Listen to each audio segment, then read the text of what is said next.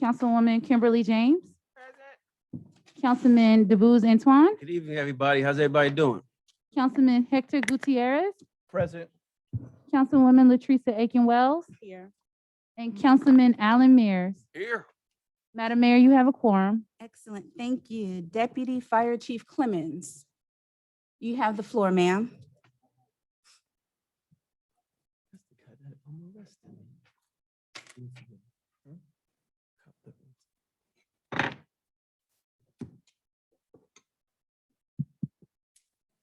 Good evening, Mayor. Good evening. Uh-oh, the mic's on? Yes, ma'am. All right. Council, City Manager. Good evening. Good evening. Evening. First, I would like to follow up on Councilman Antoine Bowe's request regarding the different variances of COVID. I want to go back to that April 26th meeting. Thank you. After speaking with the district epidemiologist, he stated that the data is not available on the county level and only reported as a proportion at the state level. So as of 2 weeks ago, 75.9% of the B117 variant was found in Georgia. And during my research, I found out that there were 5 different variances of COVID in the United States. You have the B117, which is the dominant strand that was detected in the US. You have the B1351, which was detected in South Africa. You have the P1 that was detected from travelers from Brazil who tested during routine screening at the airport in Japan. You have the B1427 and the B1429, which were first identified in California. And then they were classified as variances of COVID in March. Also, studies suggest that antibodies generated through vaccination, which currently authorized vaccines, recognize those different variants. This is being closely investigated with more studies underway. Per the CDC and prevention, there is no widespread of the different variants of high concern in the state of Georgia. So I wanted to clear that up. As of May 16, 2021, there has been over 24,115 cases in the Clayton County area. There's been 116 new positive cases between May 10th and May 16th. Clayton County continues to account for 2.7% of the total cases in Georgia, and Forest Park representing 9.5% of cumulative cases. Again, not a significant change over the past couple of months. In Clayton County, 70,159 residents have received at least one dose of the vaccine. That's about 25%, and 53,490 have been vaccinated, and that's 19%.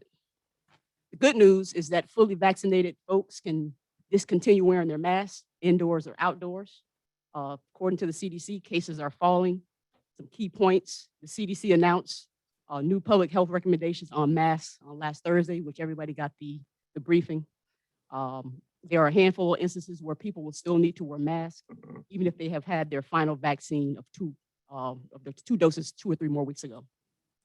So masks will still be required in healthcare settings at businesses that mandate them or public transportation areas.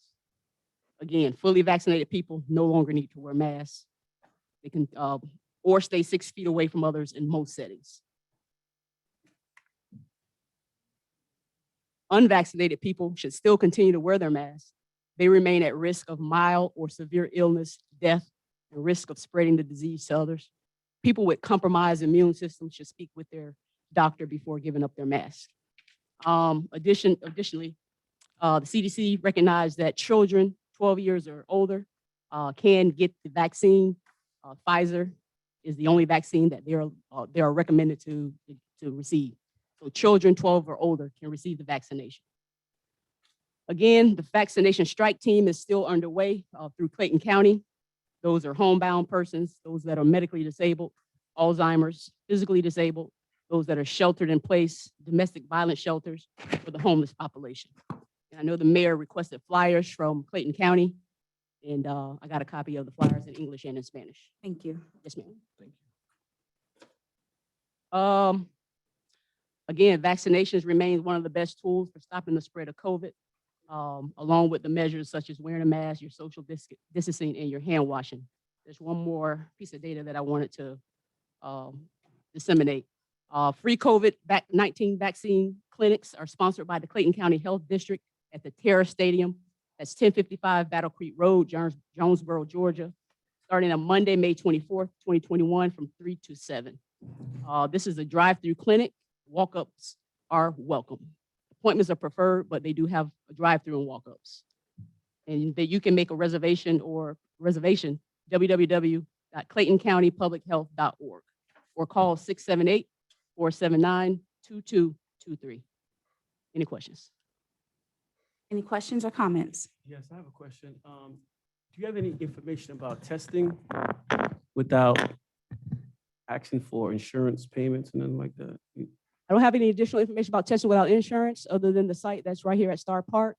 I'm not sure about the insurance part of it, but I can research again and get that information. Okay. I kind of want to piggyback off of that a little bit, because I actually sent someone up there and they was told that they need their insurance company. So are these testings free or are they charging them? Because there's a lot of free sites. So I don't want to be the only city in Clayton County charging. Right.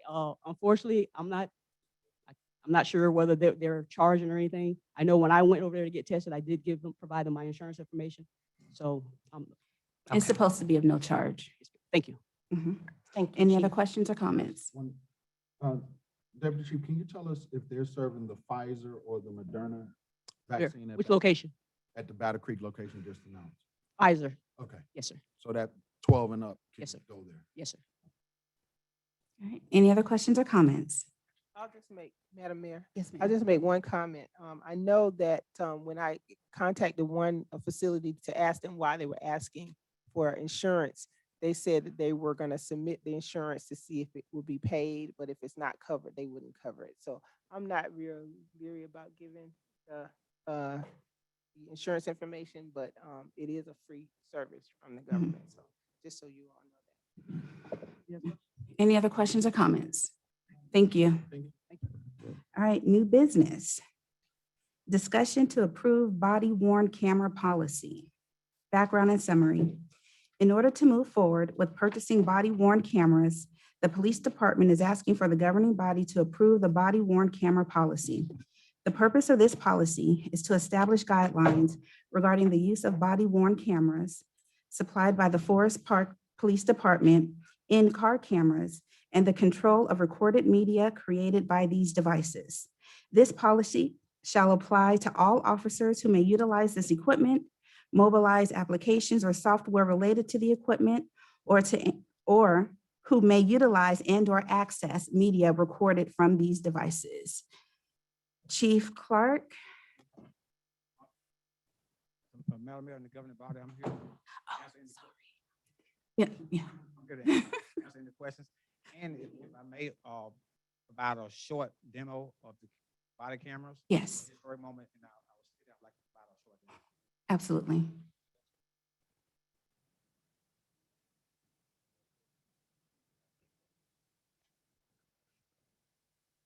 This is a Forest Park commercial. You on camera? Doing Good. great. Good, how are you? Thank you. This is something we've,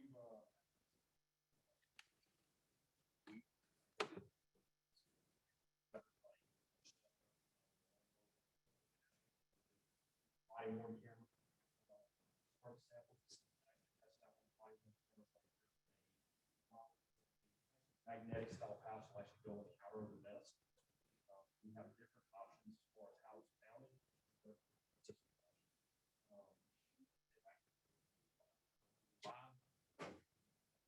Live stream, we're going to see this doing right now. Good quality video. And what'll happen is we'll watch the records, capture everything, going background much. Most part is pretty silent. We've got stuff vibrate sometimes. Immediately send visual out. So pretty much instantaneous. It can be viewed by any.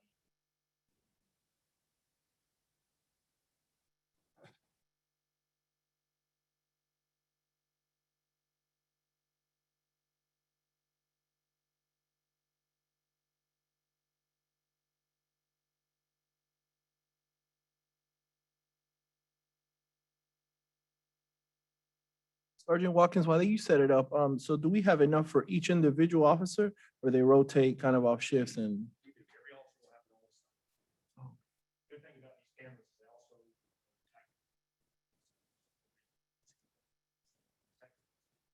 they can actually use the cameras to take photos while you camera. It's actually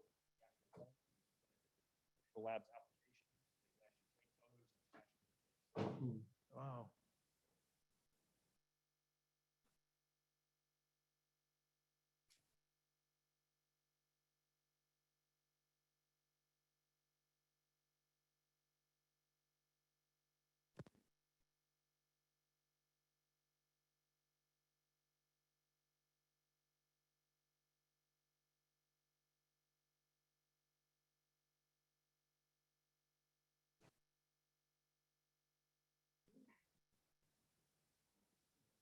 You want to go on to number 3, the next slide? Okay.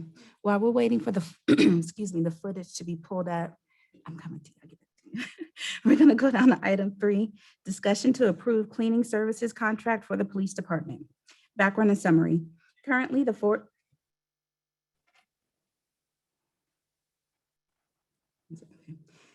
Forest Park Police Department does not have cleaning services for the police building located at 320 Cash Memorial Boulevard.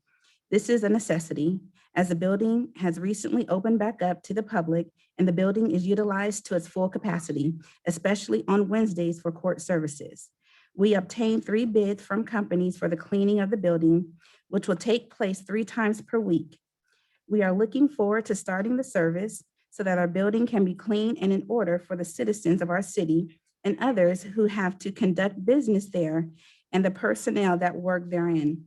This cleaning services will come out of the facilities and maintenance and supplies line item on the police department's budget, and there are sufficient funds in the line item to cover the cost of the service. Is there any questions or comments on this item? I wanted to know which company, you submitted 3 different bids. Which one are you referring to? Millennial. And I also want to notify the governing body that we're working closely with City Manager Dr. Cooper. I know he's looking for. We are asking to approve this, but we're also be placing it on hold until we can find out what's going to do for the entire city. Any other questions or comments? So this would be like a temporary fix-in, chief, to get it stuff cleaned until we get the company for everybody? But what this is, Councilman, is just approving this, so this is where the money from the police line item would come from. Once we look at, because we may need 1 or 2 services for the entire city. We're gonna go through the procurement process with that. So basically, if we can't get them on board right away, this is a stopgap measure for the police department that they can initiate to, ensure that the building is clean. Otherwise, we will be able to take that line item, that money from that line item, and put toward the contract for the 1 or 2 services for all city facilities. Okay, so just to piggyback on that question, the approval is for all 3 to be potential contract recipients, or just quote a general contract with a cleaning company? Right now, this would be for a general, but again, we don't know if this person will bid once we sit down with procurement. So it's not like we're telling them that they're not getting it. It's being placed on hold until we get the bids back from the contracts that we're doing with the procurement. Okay, and I'm assuming you all will come back to us when you finalize. Yes, ma'am. Okay. Any other questions or comments? Is the footage ready? We're working on it right now. So Okay. One of the issues we could be having with the live stream. Okay. We just haven't had time to install. Wait to see if that's what's causing it. Okay, we're just gonna continue. When you're ready, let me know. Mr. Shelby. Oh, wait, they're using that, okay. Yes.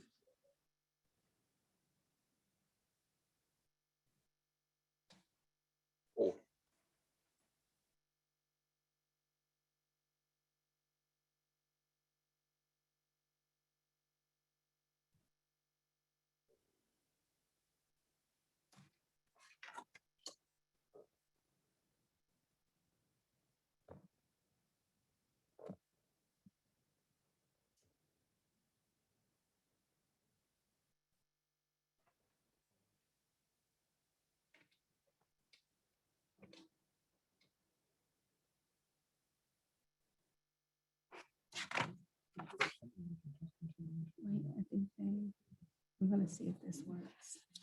And we're gonna have to wait.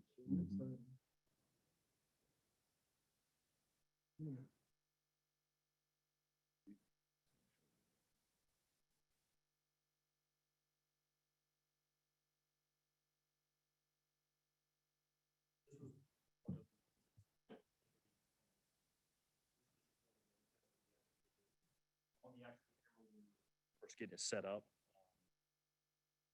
You can, like I said, you can see in the background of every one of these videos, whoever's logged in to actually view the footage, will actually put watermark on the video. So there is not going to be any type of concern. Officers recording the video and posting it to social media, things like that. We'll be able to see who is actually doing it. There's not going to be any of those types of.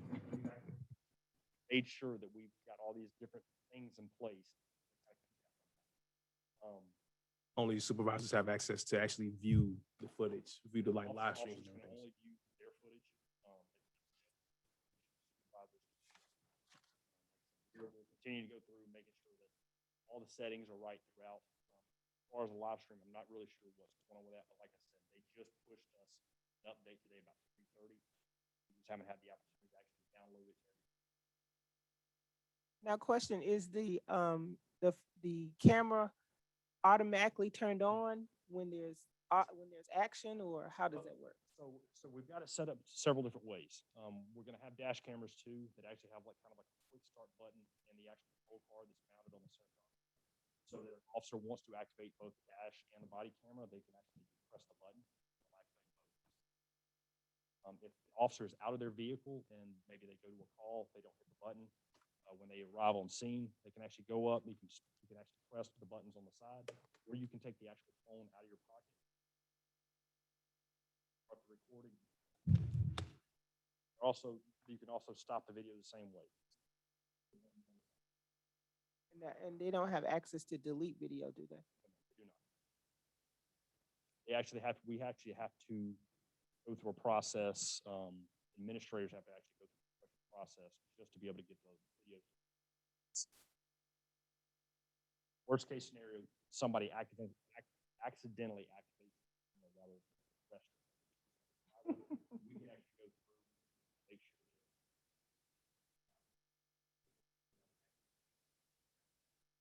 That would be bad. That's what we're trying not to have happen. Any Video- other and the- questions or comments? I'm sorry, man. The videos do have audio. I had the computer muted, but the videos do bring audio also as well as video. Okay. I can give you a quick sample of that while you're here.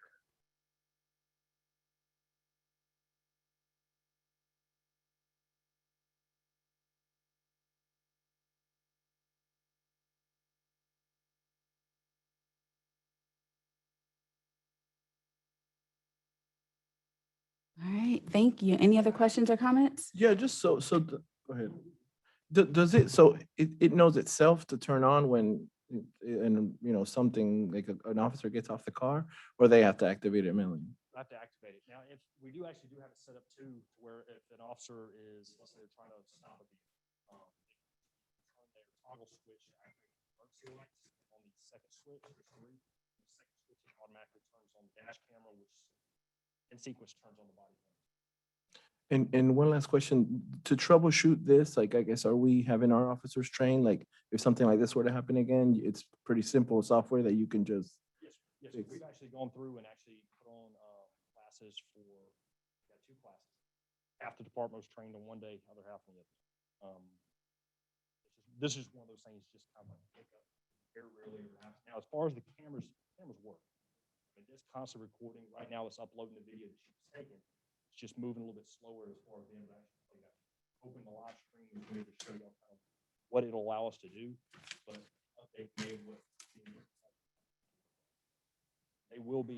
everyone will be updated before they're. Thank you. Sure. I was curious, was this a decision that you guys wanted to make? Because I know the other cameras that, the other cameras that the police department have in different cities, the cameras just come on automatically without pressing nothing. I mean, so I was just asking, is that a decision that you got, that the police department wanted to take on rather than the other cameras? I'm not really 100% aware of a company that it comes on unless there's something that triggers it. Now, sometimes they make sensors that you can actually put in holsters, that if something happens, you get out of your car, you forget to activate the camera, and it just really goes really, really quickly. If you actually have to draw your weapon out of the holster, it immediately turn it on. So this is as good as the other. This is Okay, that's what I was trying. To me, this is as good as any other company that's out there. Yeah, that's what I was Quality, trying. as far as the ability for users to be able to use it, and the actual quality of the video is just as good as anyone else. Gotcha. Yeah, I was just trying to look out for you all. Any other questions or comments? Thank you. Thank you. All right, Mr. Shelby. On-site investigation, design, and pre-development report on 6 potential welcome sign locations. Evening, Madam Mayor and City Council. Good evening. Good evening. Evening, sir. As part of our capital improvement projects, welcome signs is part of that. And tonight I wanted to give you a preview of the new welcome signs in 6 locations that we have and what we've come up with. So we'll go to the first one.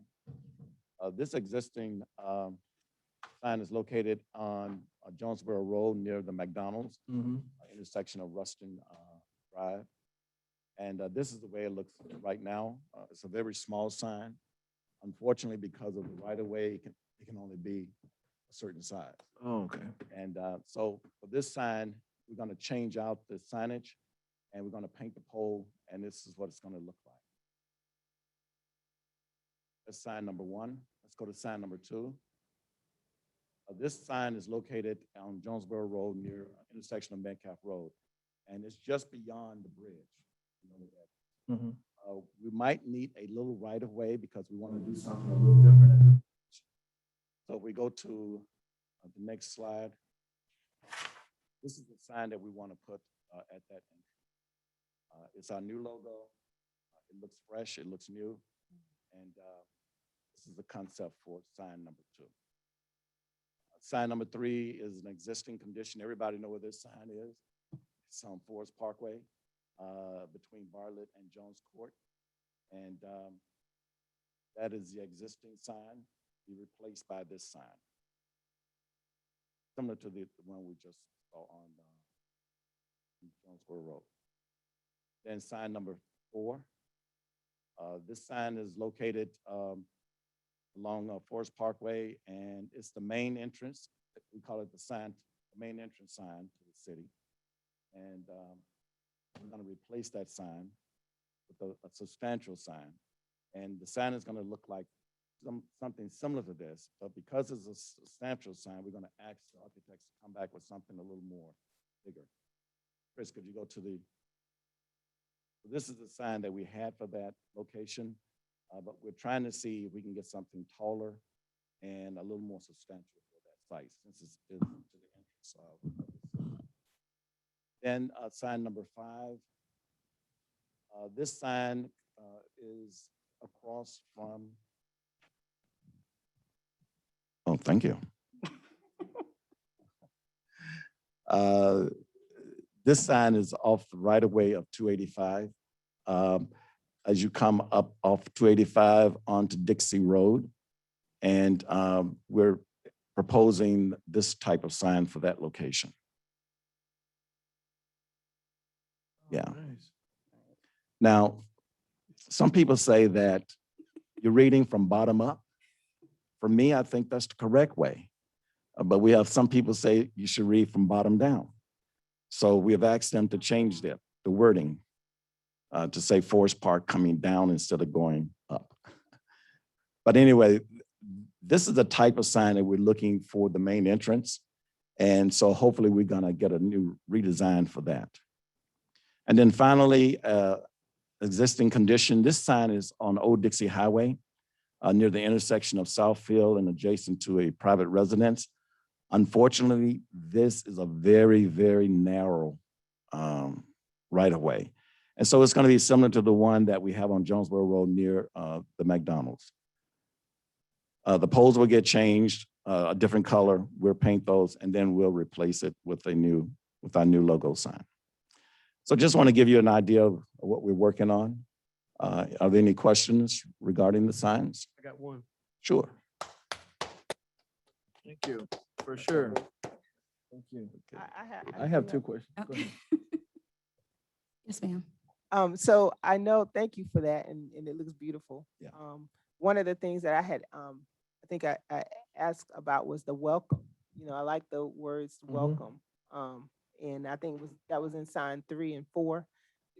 Is there any way we can implement welcome in that design? You know, the previous sign, it said Forest Park welcomes you, or welcome to the city of Forest Park, or whatever. I like that. I like the welcome. Can we implement? Let me see if I can get that incorporated.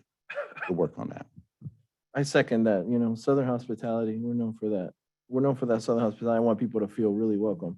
But I'm excited about this. This is something that, you know, I've been really looking forward to. I will say, no, sign number 2, the one by the MARTA bus stop, there's like no bench there. I just feel like that nice sign, people are gonna sit on it. So I was curious, like, what is it made out of? Is it sturdy that it can hold a few bodies on it? It is very sturdy, but it is made out of some durable styrofoam.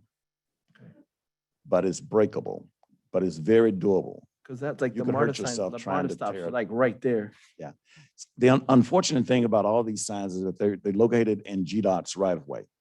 And GDOT has a specification for what type of signs that we can put in there in the right of way, a certain material.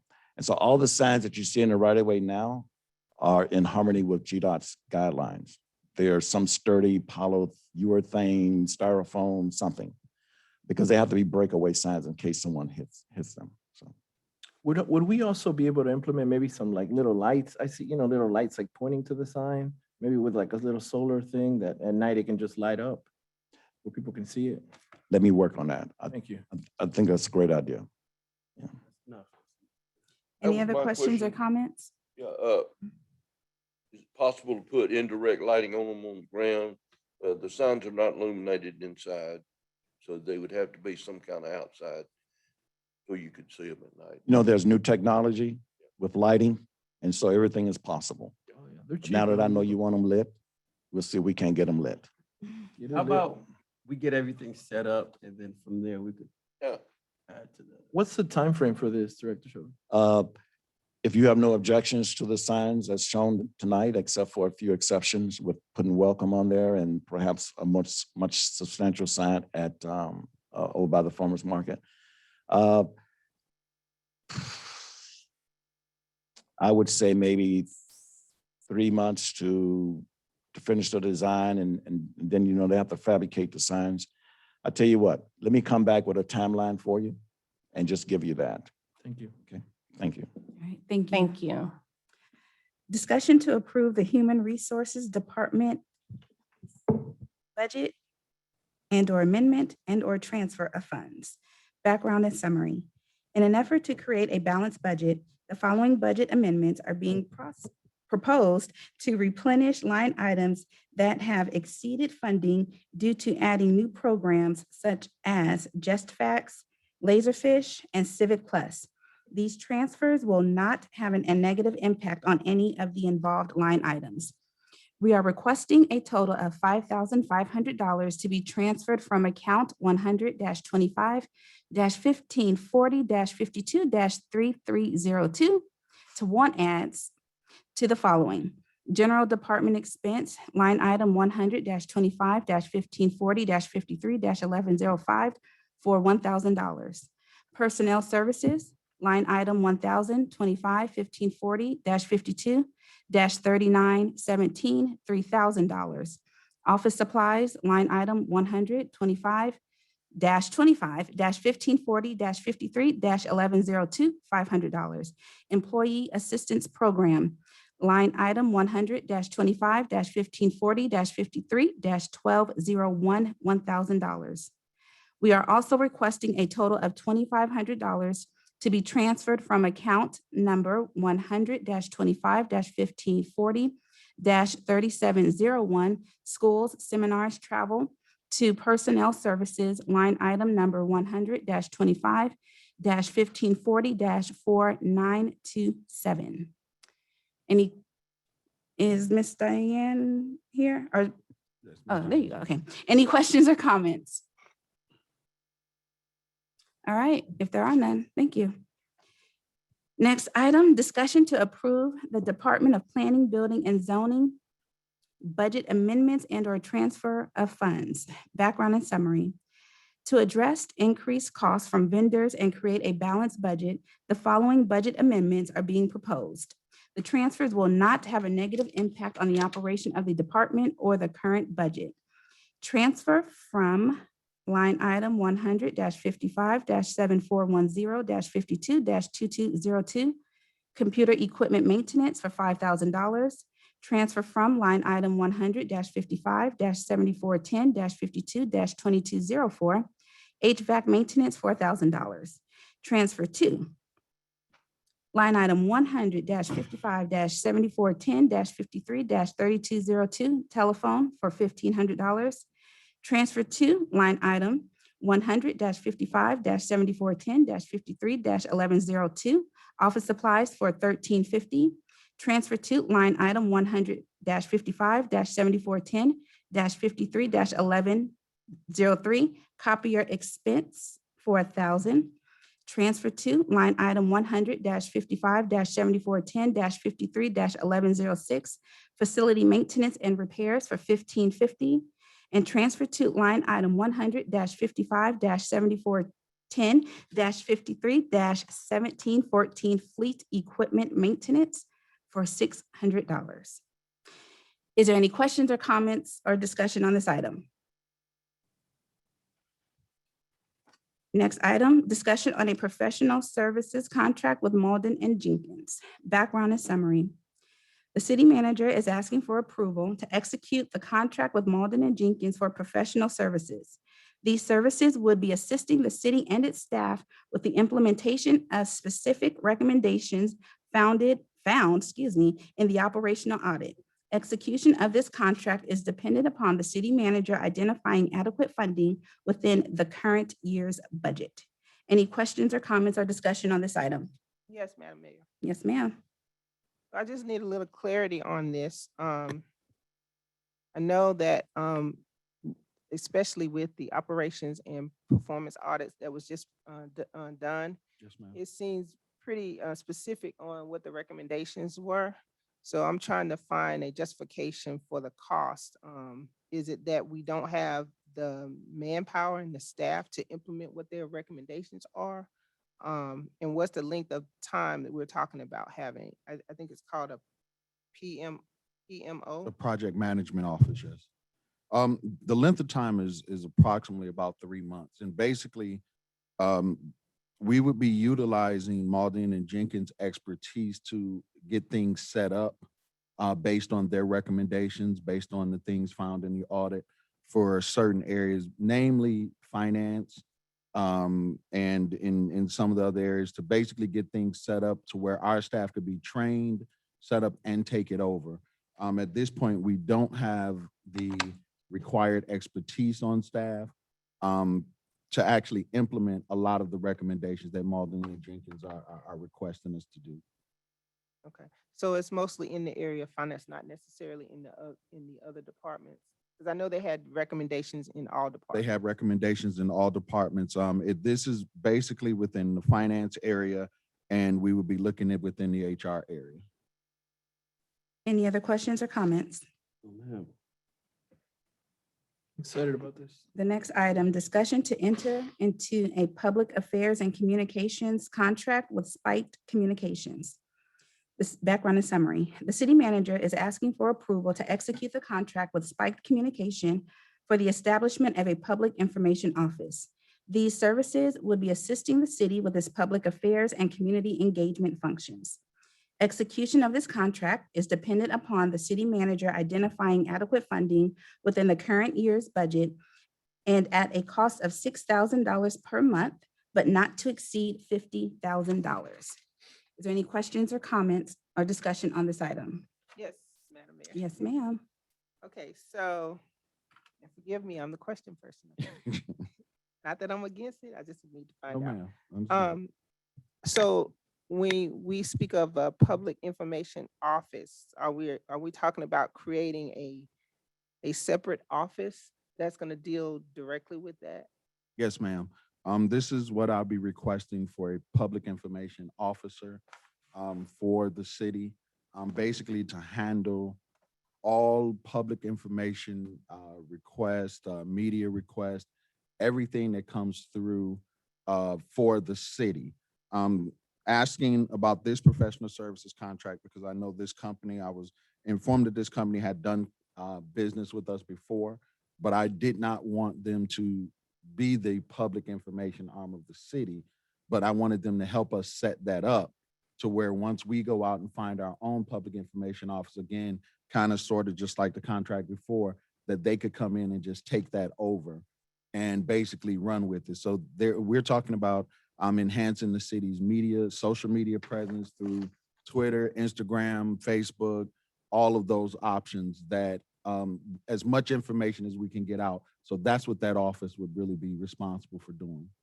Okay, and so, Madam Mayor, Yes, ma'am. so with the, it said identifying adequate funding within the budget. So are we not asking for the public information officer right now? We're just asking for this contract company to come and help us get it set up. And Get we're the gonna- office set up. The public information officer funding is being requested in this year's budget, Okay, coming so, year's budget. So by the time we get budget and everything passed and set up, we should have the information, the public information office pretty well established to where we can go out, search for a public information officer. That person can come in and just take over where this company is left off.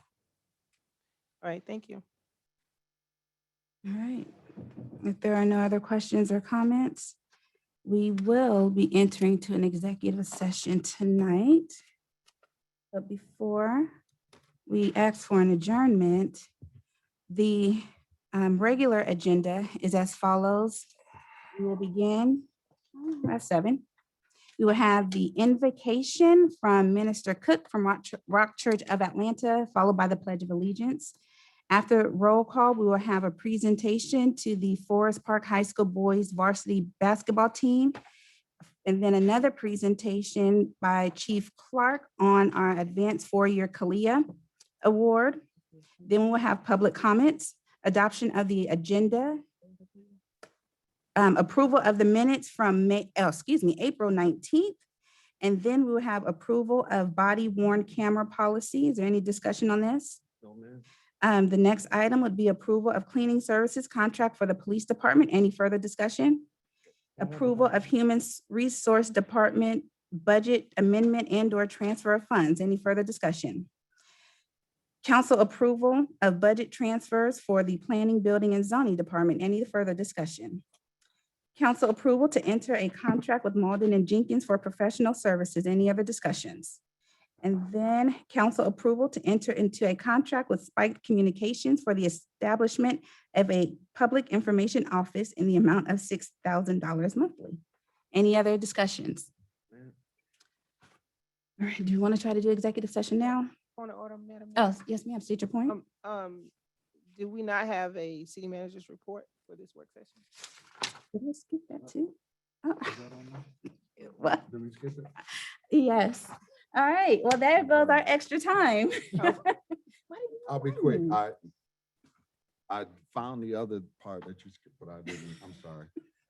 City manager's report for this meeting. I did turn in a written report to the council.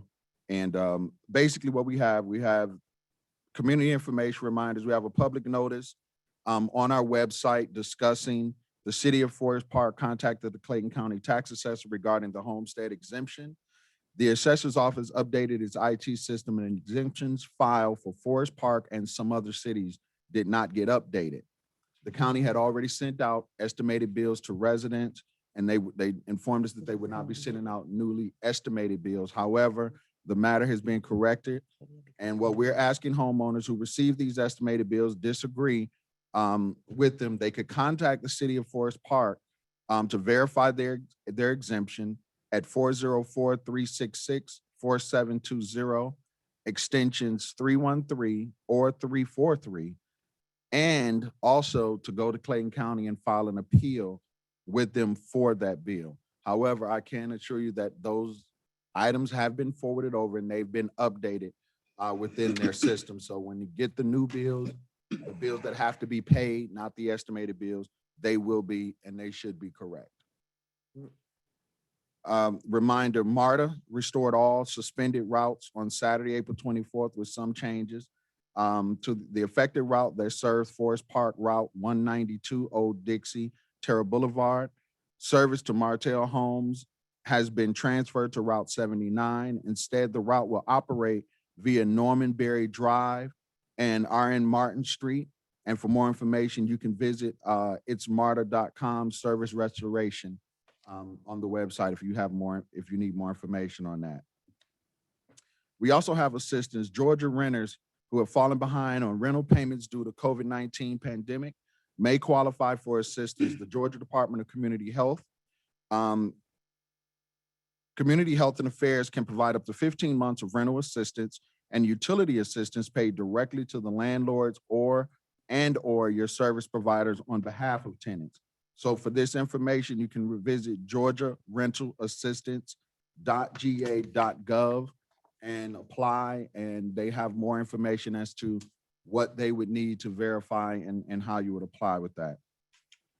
Next, we have Canopy Atlanta Forest Park Community Journalism Fellowship, where community members will receive 6 weeks of training in reporting skills from award-winning journalists and report some of the stories chosen by Forest Park neighbors.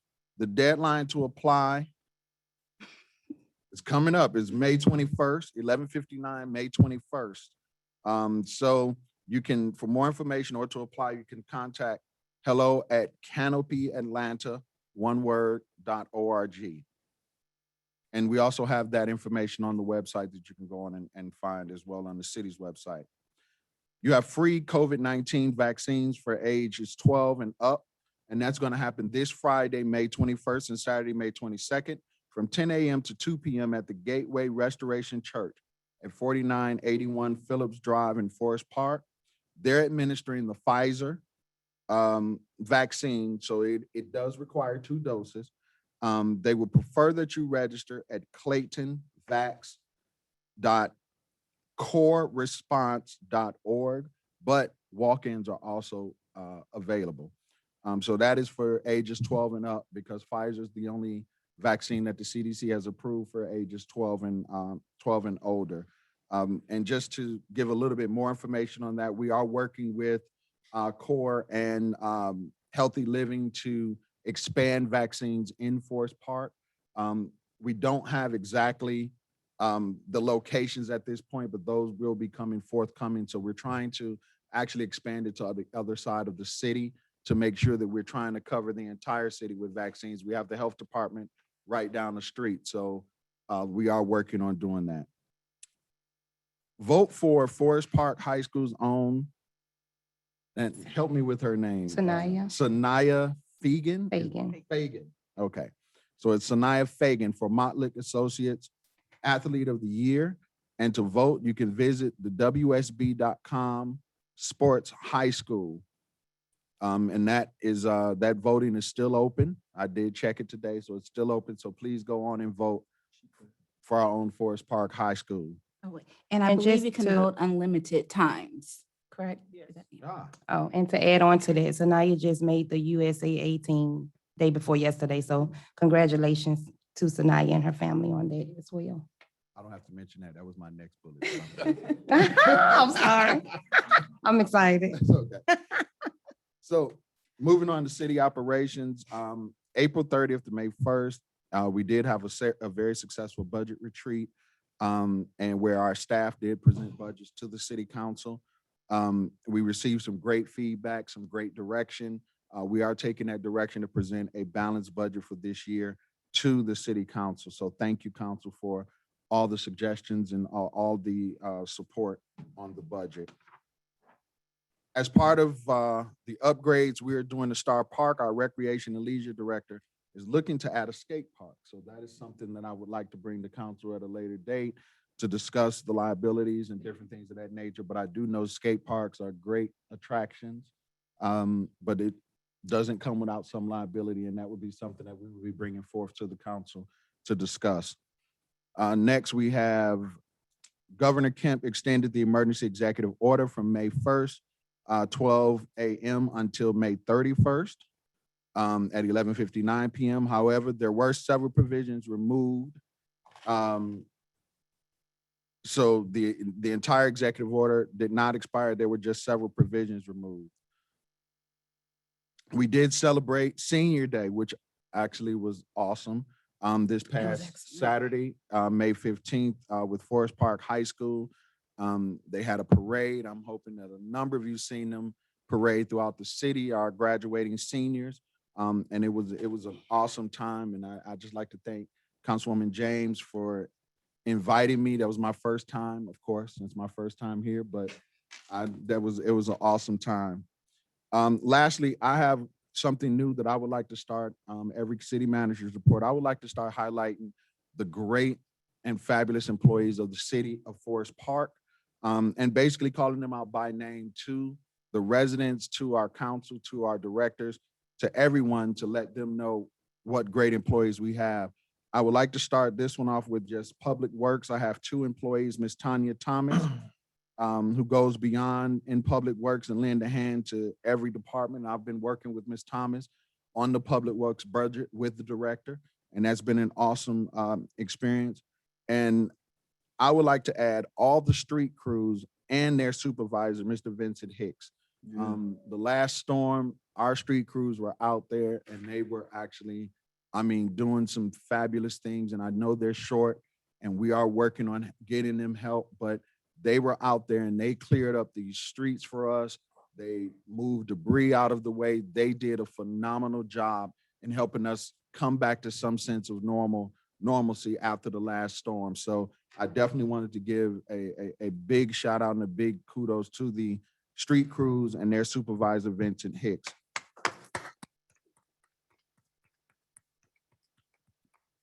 And lastly, I would just like to thank two of our staff from executive offices, Ms. Sharice Sneed, our city clerk, and Ms. Tanisha Dixon, a council aide. These ladies are the ones who organized that wonderful budget retreat we had, council. And I just wanted to give them a big kudos on that. They did everything, and they, I know a lot of you thank me, and I don't know why, because I really didn't do anything but say yes. So, but they did a phenomenal job, and I just wanted to give them a shout out, and that's all I have.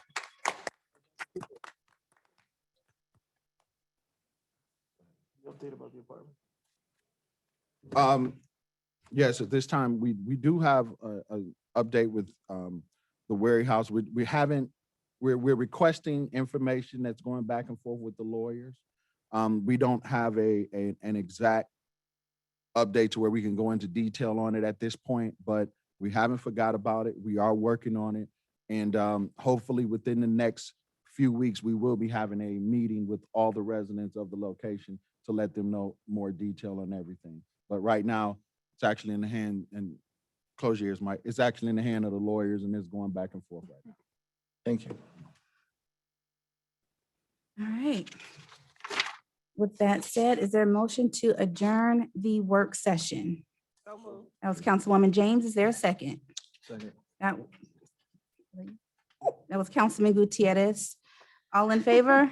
Aye. Opposed? All right, thank you. We shall resume promptly at 7 p.m. sharp.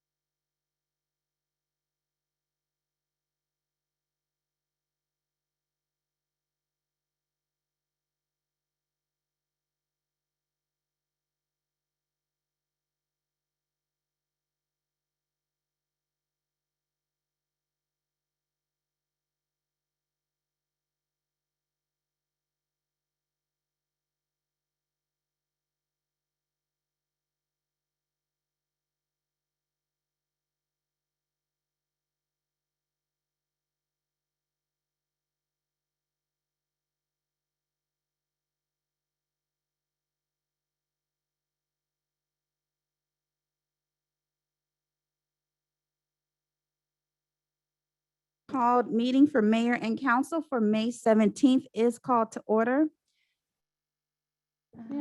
Minister, Council, go ahead, I'm sorry. nope, we need to do the invocation. So Minister Cook from Rock Church of Atlanta is doing tonight's invocation. So all those who are able to stand, can you please do so and then remain standing throughout the Pledge of Allegiance?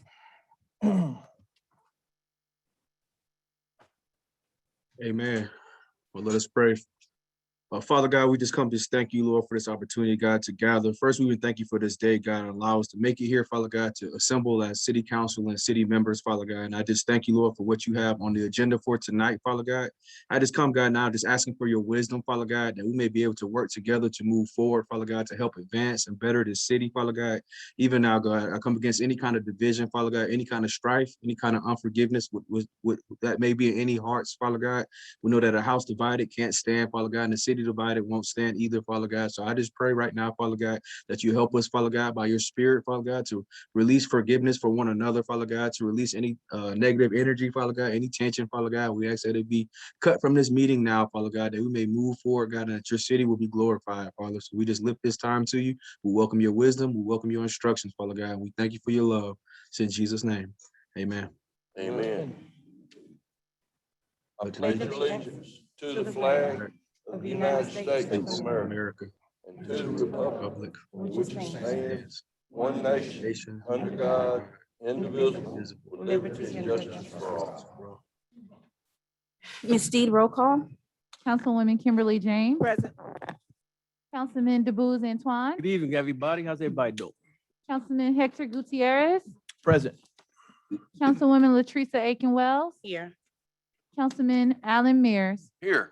Madam Mayor, you have a quorum. Excellent. Councilwoman Wells and the Forest Park High School boys varsity basketball team, we're going to present them. Oh, oh my God, baseball team. We're going to present them with a proclamation for becoming the 2021 Region 3 5A runner-up. So can we let the young men come in, please? And let them walk into a round of applause. All right, yes.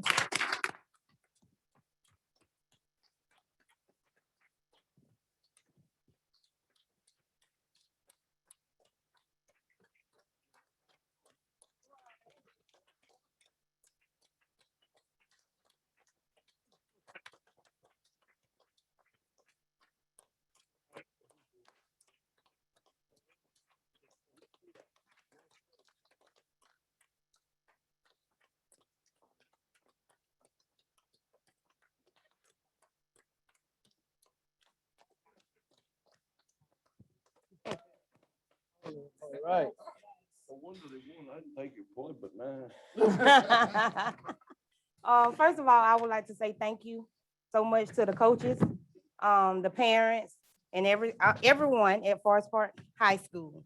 I would be remiss if I did not recognize these guys. A lot of people know that the Forest Park High School baseball team goes unnoticed for whatever reason. It's all about football, but we came to shine a new light on baseball today. We have a brand new program, a new coach that's gotten Coach of the Year for 2 years in a row, Coach Josh. Oh, yeah, coach. 2 years in a row.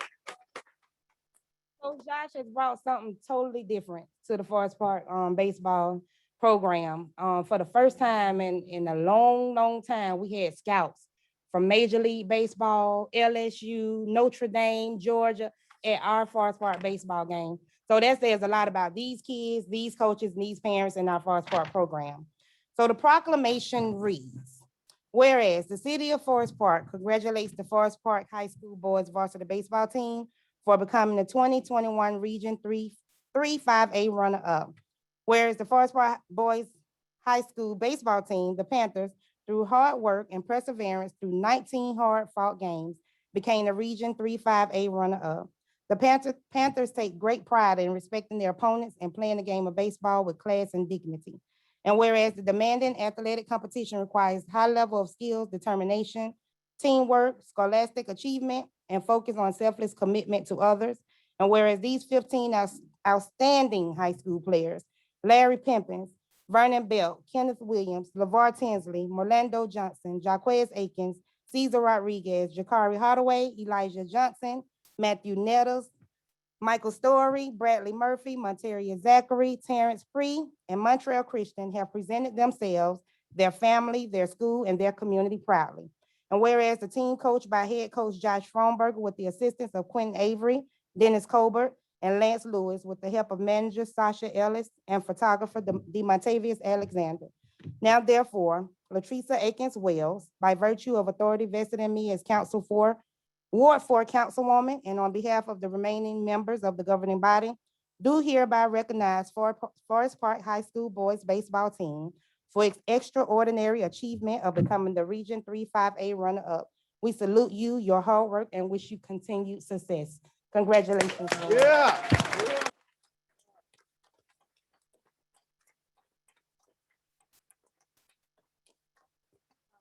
And I also want to mention some of the guys that made the all-region team. Larry Pippins, who is a senior, made first team. Matthew Nettles made second team. Jaquez Akins made second team. Michael Story, second team pitcher of the year. Congratulations. And Montreal Christian, honorable mention. Congratulations to you guys.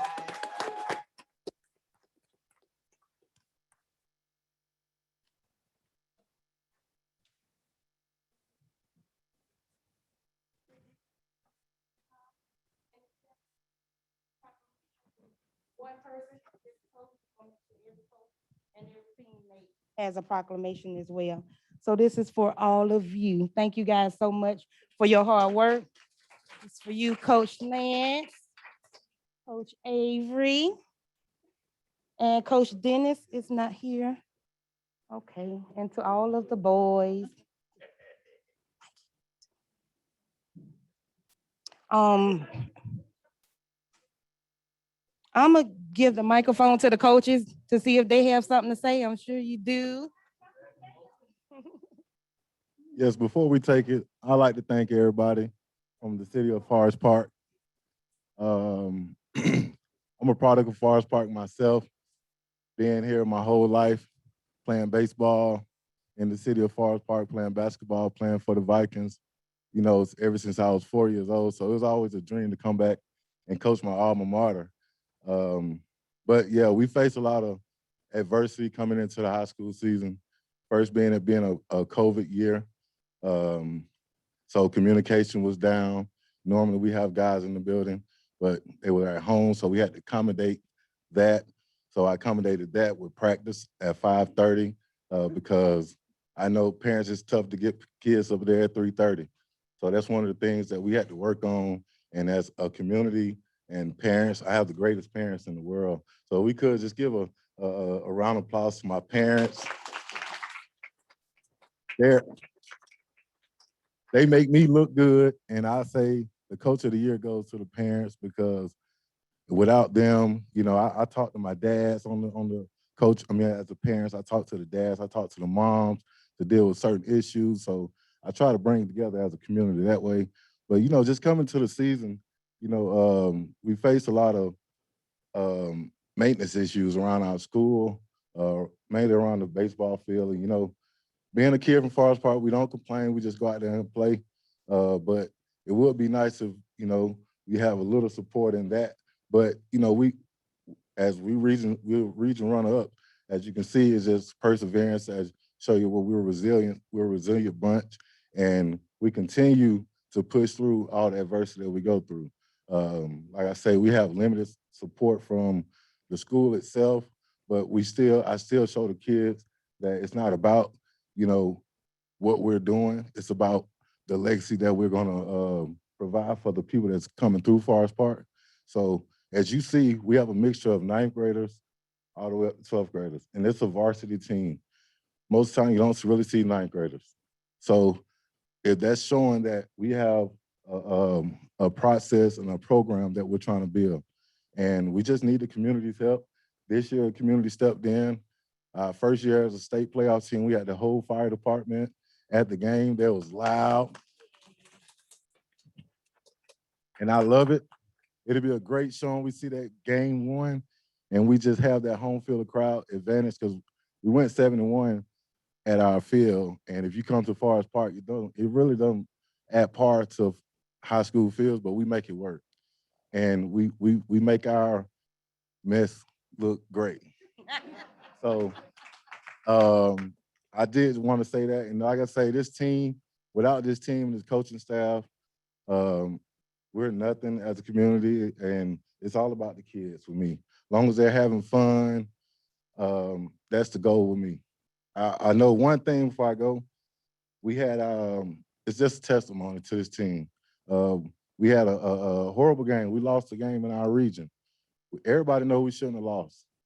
The next day, it was supposed to be a practice day, but I got with my parents, the best parents in the nation. I said, hey, instead of practice, let's just have a barbecue. Let's just have fun. Let's just have the team come together.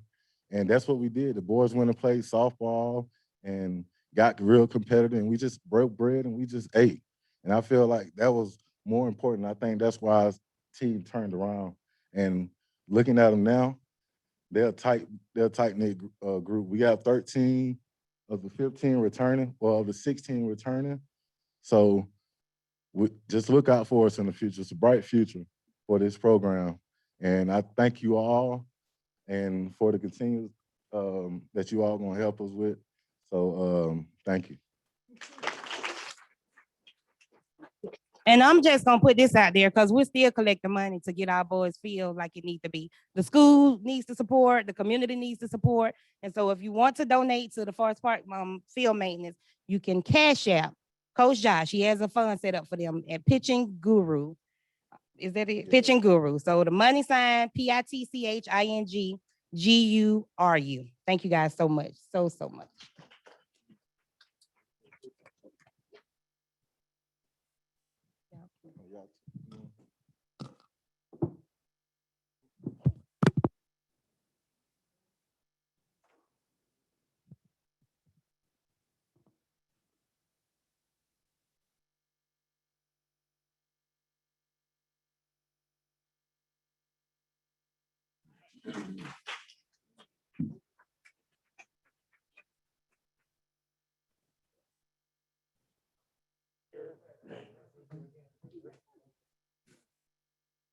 Sorry.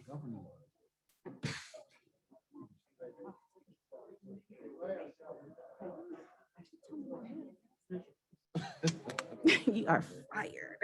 Where's the love? Good. Man. Look, we all trying to go to heaven, girl. This is all love, man. Everybody's on.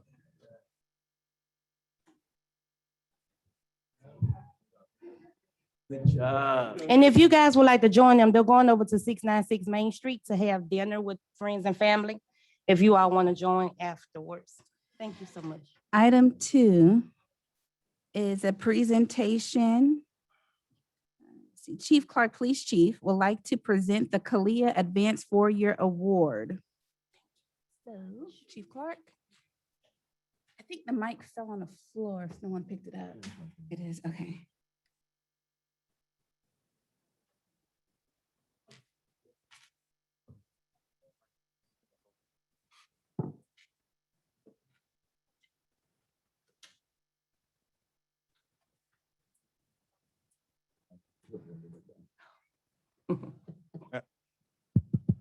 Madam Mayor, Yes, sir. if I can I deviate just a little to introduce our newest member of the Forest Park family? Yes, sir. To Madam Mayor, members of the governing body, and to the community as a whole, it is a privilege and a pleasure for me to introduce the newest member of our police department family. Our newest member is none other than Sandra Johnson, who was sworn in as major of the Forest Park Police Department on May 12, 2021. She is an accomplished and highly dedicated law enforcement officer with over 30 years of law enforcement experience. She was appointed Chief of Police in Clarksdale, Mississippi on September 11, 2017. She was the first woman to ever hold that position. Her career began in law enforcement with the Vicksburg, Mississippi Police Department, July 1991. Throughout her career at the Vicksburg Police Department, she has served in a range of positions to include, but not limited to, school resource officer, crime prevention officer, juvenile investigator, public information officer, and a criminal investigator. As she rose through the ranks, she was promoted to the rank of captain and appointed as commander of the Criminal Investigations Bureau in 2013, where she served for approximately 4 years. Think about it. She was the first female to hold the rank of police chief in Clarksdale. Now let's go back down to Vicksburg. She was the first female captain of Vicksburg Police Department and the only captain to command the Criminal Investigative Unit of Vicksburg Police Department. That's a testament to her level of police services. Major Johnson is a graduate of the Jackson State University with a Bachelor of Arts degree in Criminal Justice and Correctional Services. She is also an active reservist and is honorably serving over 19 years in the United States Naval Reserve. Ladies and gentlemen, please join me in welcoming our newest member, Major Sandra Johnson.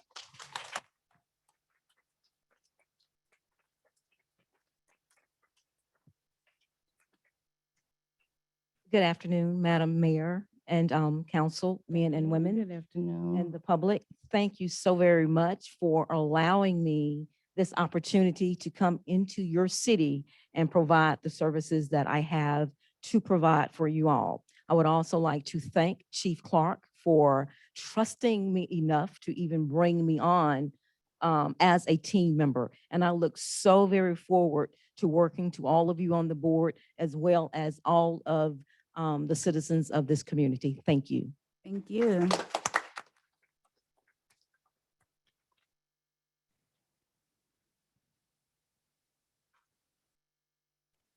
Again, to Mayor Butler, members of the governing body, public safety personnel, and especially to our most valued asset, the citizens and guests of this great city.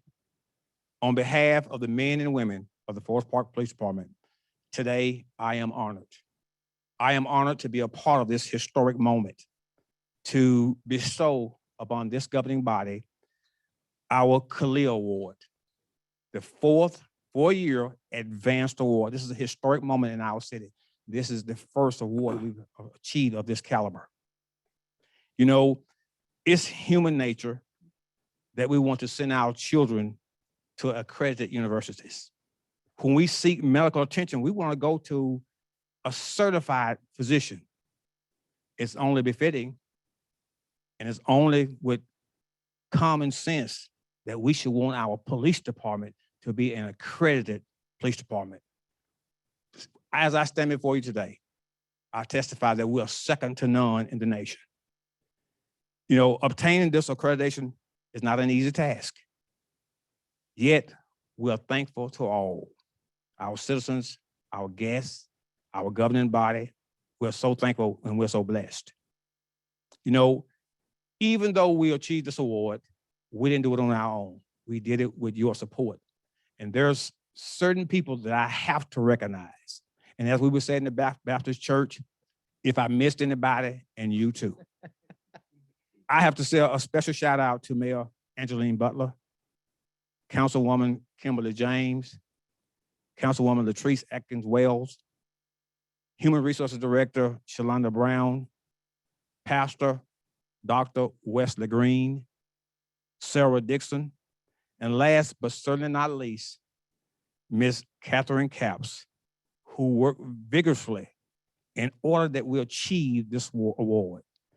When some counted us down, she never counted us out.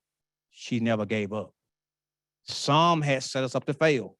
She worked around the clock for almost 7 months to achieve an award that it normally takes 4 years to accomplish.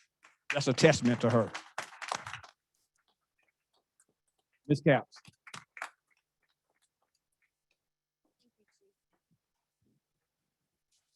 I must say it wouldn't have occurred without your support, because when I took this task on, I was floored. I was honored, but I was floored. I got in and I started digging into the files that were missing, and me and Deputy Chief Gentry had numerous communications before I got to the chief. And I was just shocked at what had occurred. We were over 3,000 files behind in order to meet our November visit. The only thing that helped was the November visit did not occur, but it was harder because we had to actually do it by Zoom and by team meeting. And I thank every one of y'all that participated with that activity and came and spoke and did everything that we had to have to make it a success. Thank you again, Chief, and everybody in our department that was a part of this along with the city, because it was a great honor to accomplish that task. I must say that the award that we received is the Forest Park Police Department that is in Georgia. We fully demonstrated our voluntary commitment to law enforcement excellence by living up to the body of standards deemed essential to protection of life, health, safety, and rights of our citizens it serves. Having exemplified the best professional practices in the conduct of its responsibilities here on in, it is recommended by the members of the commission that we are awarded the advanced certificate. And this is our 7th award, but this took place during our 4-year period. And it was the first time they've done a 4-year period. We also are very notorious for the excellence that we have received. So again, thank you on behalf of everyone for this.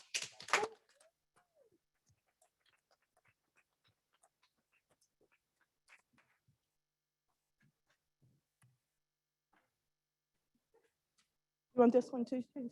This one too, Chief? Okay.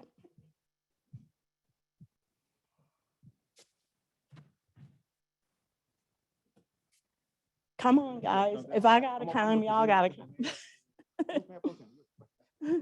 On behalf of the Forest Park Police Department and the citizens and guests, and I can get Dr. Green and Ms. Dixon here today.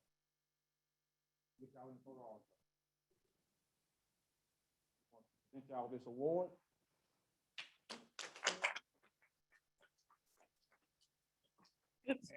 Thank you. And I'll be remiss if I didn't do also a certificate of appreciation from Khalil for the hard work put in by Ms. Catherine Capps. Thank you. If I can get all my staff, can I get in on this photo?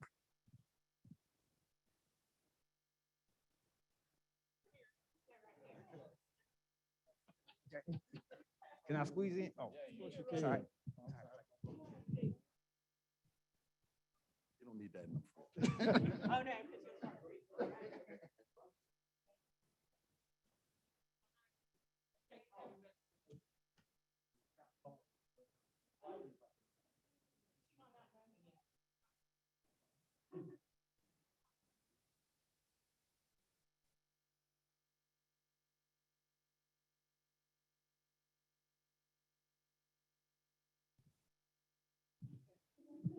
And counsel, if I can get you to stand 1 second, counsel, can I get you to stay down 1 second? 1 second, counsel. I just wanted to also present, Kalia actually sent over, and we also present a certificate of appreciation to the leader of the department, Chief Nathaniel Clark, as an expression of gratitude for your contribution to law enforcement and the accreditation program. Chief Clark, thank you for your leadership, sir.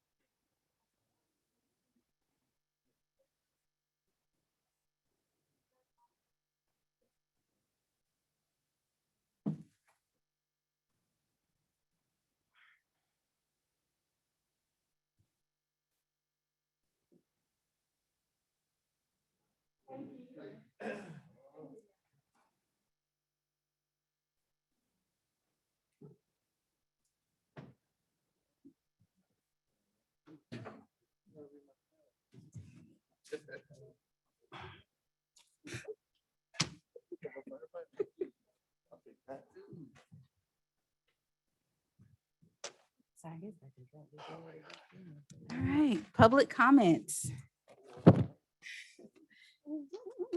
There's 3 people that signed up. You each have 3 minutes. And I would like to remind everyone to direct all questions, comments to the chair, please.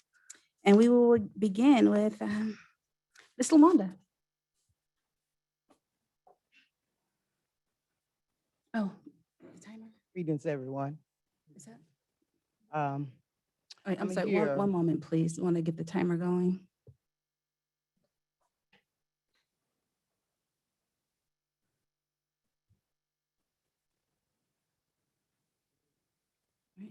Yes, I'm ma'am. here on behalf of the concerned citizen. I've been a long-term resident here. I'm very engaged in this community. And we attended a hearing here about 2 weeks ago. And that was the most embarrassing, unprofessional ethics that the concerned citizen could see.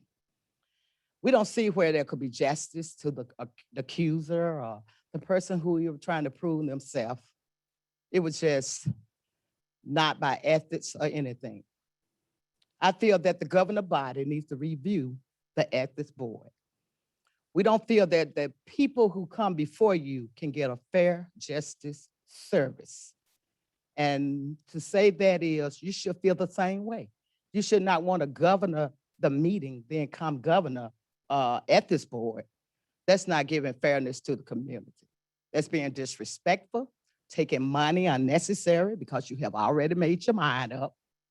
I also would like to say on behalf of the concerned citizen, we ask that Mike Williams resign or quit. We don't care which one it is. And we're gonna follow up to make sure that happens. Because anytime you have a city attorney who doesn't represent the city in a proper manner, he's not only deceiving you guys and failing you all, but he's really failing us, the taxpayer. It's a whole lot. We got a lot of people asking, who's the mayor of the city of Forest Park? And I go like, whoa, where'd that come from? Angeline Butler is the mayor of the Forest Park. And you all should recognize that at all means. Why are you playing tick for tack with each other? I don't know, and I really don't care. But at the end of the day, only thing we're saying, you can say it's negative, we're saying it's positive because this is our opinion. And when we come with our opinion, it's gonna stand. Now, Ms. Butler, Mayor Butler, I'm sorry, you know concerned citizen is real. You know, you was there. We don't sing dog fights. We don't sing pig fights, but we never seen a snake fight. So if we don't get this house in order, this house gonna fall. I've come to tell you today, this house will fall. And I hate it because it's on my watch. I walked these streets, I prayed a prayer, I asked my neighbor, I asked my enemy, I asked my friend, support me in bringing in a governor body. Let me be the first to tell you, ladies and gentlemen, you all are failing us, believe it or not. You're failing us because you're failing each other. You may not want to hear from me, but I'm the only one gonna stand up and tell you the truth. And those who want to say it's what do you call it, a rocket something, evidently it's not applying to you. Because anytime you go out and say that your mayor is not the mayor of this city, I woe you. I yield my time back. Thank you. Miss Dorinda Ellis.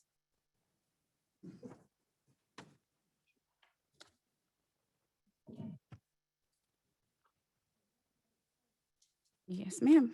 I am a resident here in Forest Park. I moved in 1989, early 1990s. I bought my house at 5351 Lee Circle here in Forest Park. Right behind me is the waste management at 327 Lamar Drive. Every morning we've got beep, beep, beep, crash, cling, 1:30, 2 o'clock in the morning, waking me up.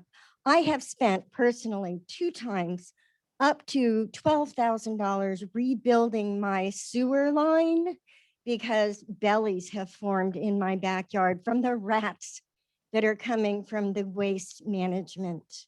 I have spent over $8,000 redoing the wiring harness on my 2000 Mustang with 23,000 miles on it, a collector's car now. Over $8,000 redoing the wiring harness in my driveway on my Mustang. I can't have a barbecue outside my house because of the stink that comes from the waste management. I have rats in my backyard. I've got rats in my garage. I've got rats in my driveway. And I'm sick of it.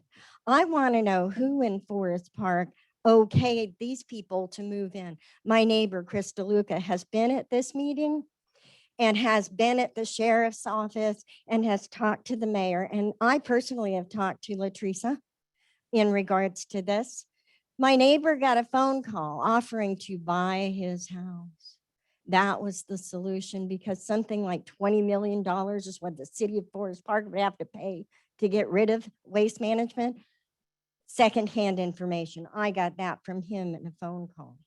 Y'all, I have been in my house for 30 years. I'm 65 years old. I'd like to retire in my home. I have done work in my house. I know every little sound, every little niche. If something's wrong with my house, I fix it. Yeah, I live it. It's my house. I've worked. I've given everything I have to live here. Y'all, if I want to sell my house, I can't.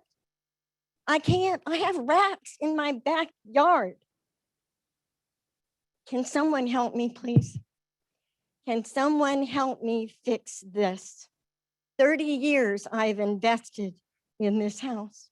It's where I wanted to live.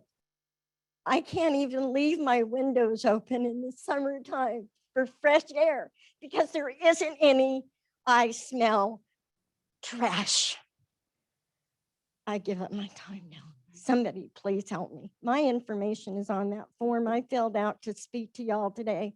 Please help me, or I'll find somebody that will. Yes, I'll ma'am. find somebody that'll speak for me. Ms. Lunsford.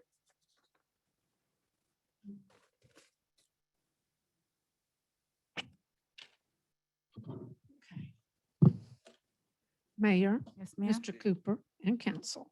Several years ago, during city council meetings, it was decided that any questions the citizens bring up, the following meeting, the city manager would address those questions with what has been done or why it couldn't happen. Being that was not the ideal solution, this worked out satisfactorily. This was under Angela Redding's tenure. She really knew the workings of our city. Since she was terminated, no one would address our concerns. Even though I know you're new, Mr. Cooper, I truly believe you will be honest enough to look into our issues. Barker and Clark never cared. Speaking of Clark, this city is not big enough for a public safety director. Just terminate the position and let him consider if he wants a position with PD to be a patrol officer. Frankly, he has cost the city loads of money, and all I see is people leaving for other cities. Mayor, Mr. Cooper, council, I'm opposed to having to pay a consulting firm $6,000 a month on behalf of someone speaking about our city on the city's behalf. Let's save that $72,000 a year fee and let a department head speak, or until you terminate Clark, let him do it. Let's save some money. So give the News Daily or the Clayton Crescent the information to report. And also, I would like to know, for the record, if Chief Horton is still on payroll. Thank you very much. And Mr. Cooper, what I asked earlier still holds true. Thank you. Is there a motion to adopt today's agenda? That was Councilwoman James. Is there a second? Second. That was Councilman Antoine. Any questions or comments? Councilwoman James? Councilman Antoine? Yes. Councilman Gutierrez? Councilwoman Wells? And Councilman Mears? Yes. Thank you. Approval of the minutes from the regular and work session from April 19th. Has everyone had the opportunity to review them? Are there any changes to be recommended? If there are none, is there a motion to group said minutes together and approve as is? So moved. Councilwoman James, is there a second? That was Councilwoman Wells. Any further discussion? Councilwoman James? Councilman Antoine? Yes. Councilman Gutierrez? Yes. Councilwoman Wells? Yes. And Councilman Mears. Yes. Item 4, approval of body worn camera policy. Is there a motion to approve this item? That was Councilwoman James. Is there a second? Second. Councilman Antoine. Any further discussion? Councilwoman James? Councilman Antoine? Yes. Councilman Gutierrez? Yes. Councilwoman Wells? Yes. And Councilman Mears. Yes. Excellent. Item 5, approval of cleaning services contract for the police department. Is there a motion to approve this item? That was Councilwoman James. Is there a second? Second. That was Councilman Antoine. Any further discussion? Councilwoman James? Councilman Antoine? Yes. Councilman Mears? Yes. Oh, Councilman Gutierrez? Yes. And Councilwoman Wells? Yes. All right, let's see. Item 6, approval of Human Resource Department's budget and or transfer and or amendment for their funds. Is there a motion to approve this item? That was Councilwoman James. Is there a second? Second. That was Councilman Mears. Any further discussion? Councilwoman James? Councilman Antoine? Yes. Councilman Gutierrez? Yes. Councilwoman Wells? Yes. And Councilman Mears.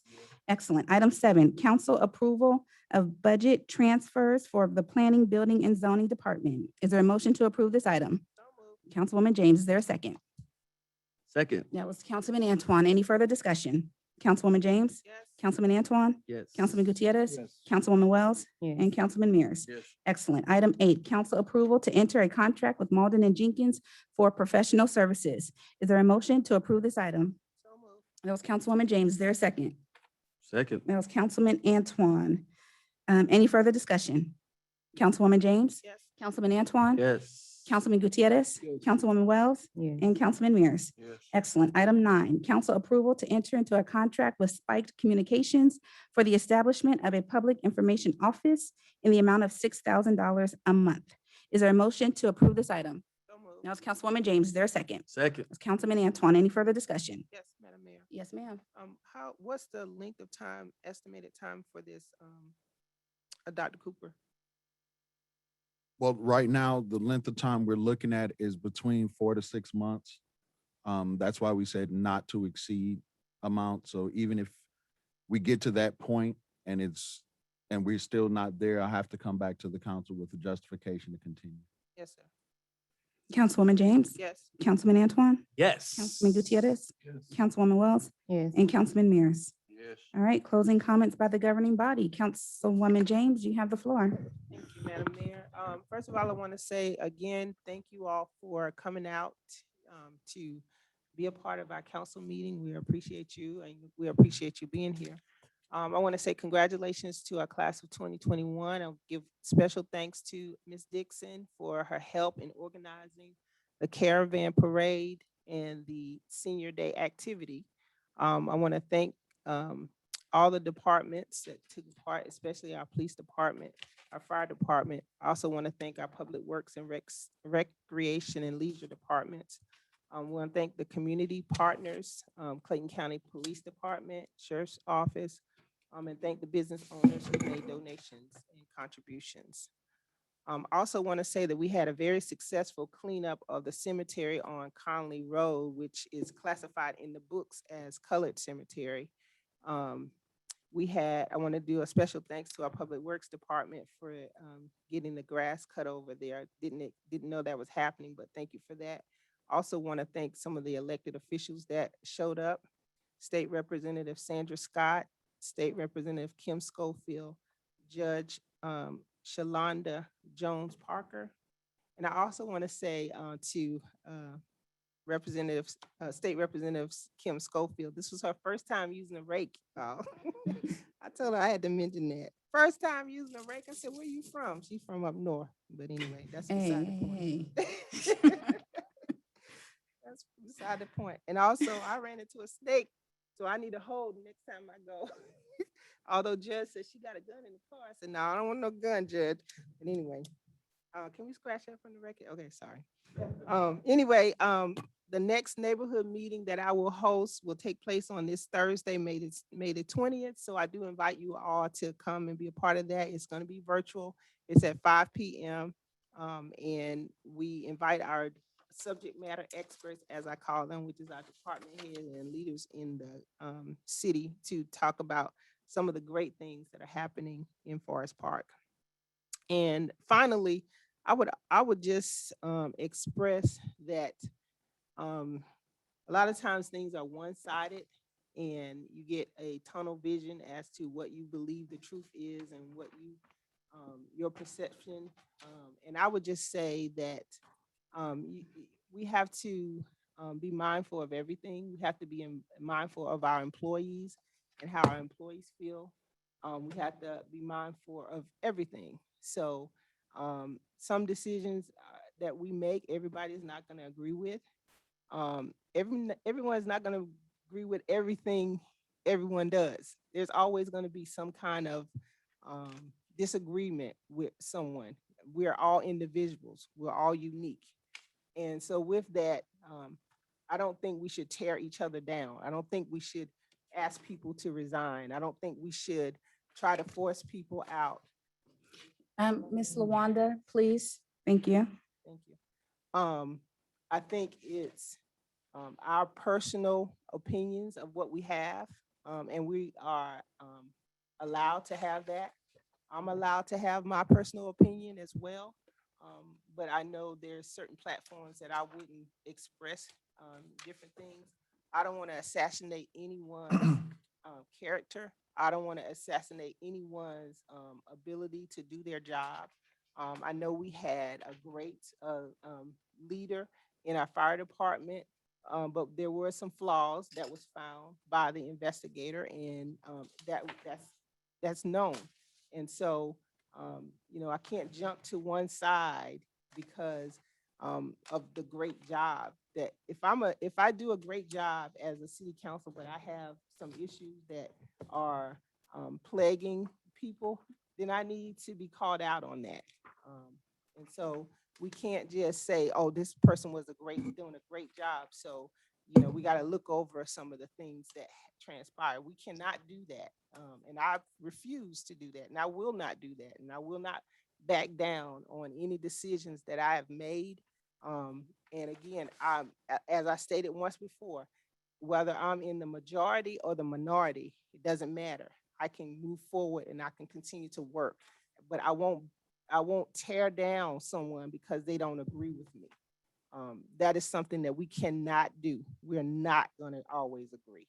And so with that said, I'll leave it alone. Councilman Antoine. Yes, thank you. Thank you for everybody coming here. I see some new faces. Hopefully this is not your last, because we all here to serve and to do the best for the city. I had a huge concern that most of you guys probably don't know. It's the trees that's in Forest Park. I keep saying that, but some that the city and the citizens are gonna have to come together and work on. Because last week, a couple weeks ago, we had a little storm that passed by here. Shout out to Public Works and the fire department. But honestly, it's a concern because you have people that have trees behind their house that don't know how old these trees are, and these trees could fall and destroy your house. And if you don't know the law, guys, if your neighbor's tree falls on your house or on your property, guess who pays for that? You do. And we're talking about $6,000, $7,000, $8,000 for a tree. It's something that we might not even, we overlook because we think, trees, but whenever it rains in back of my house, I'm thinking about, wow, a branch could fall, a tree could fall. So we all seen what happened on North Ave, that huge oak tree that fell on that old lady's house. In fact, her husband was a councilman. She has raccoons in her house, rats in her house. And I'm working with her to try to help her out. But if you drive on North Ave, you'll see that tree. It looks like a movie, like, wow, that actually happened. It's over a 250-year-old tree. So that's something that is in my heart. I want to give a shout out to the police department. You guys are awesome. This is something that is unheard of. There's probably like 500 police departments, and there's only 40 police departments out of 500 that accomplish this. I mean, give credit where it's due, regardless of what's going on. This is huge. Give credit where it's due. I had no part of it, but I know when I recognize greatness, you just got to give it up. I want to also give a shout out to planning and zoning. to making our city looking better. Shout out to Mr. Shelby. There was an important information that our city manager just shared with us. I hope everybody took this. It's the rentals assistant. Please share that because that's what I'm gonna do. They're helping renters with 15 months. I will look into that so I could share that word because you know some of us are here are renters. I think that's a great opportunity for all of us. Also, we have that utility assistance program on Main Street at the Reverend Grant Center. They still didn't run out of money. They're paying up to $800 on your Georgia Power bill. What do you need? Your license, your Georgia Power bill, and your social security number. And this covers Fayetteville residents, Fayette County, Henry County, and Clayton County. So I think, and that's my concern. I'm not here to bash people, take people down. I mean, because that's not what God does.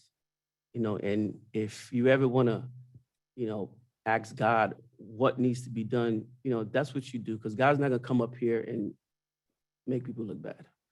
So I would encourage everybody that we all want the best for this city. I'm sure we don't want the city to burn down, but God is not a God of confusion. So there's one plan, and who has that plan? Him. So help us so we could help everybody else. We want to help. We need there's nobody here that's smart. We all need help. Yes, there is. Speak for you. None of us are Einstein out here. Well, I am not. Look, I got a master's and I still don't think that I have arrived. So if you want to help us grow, just take us out and we talk about it. Thank you, and may God continue to bless you. And don't forget the booze Antoine what? Loves you. Thank you. Councilman Gutierrez. Oh my God.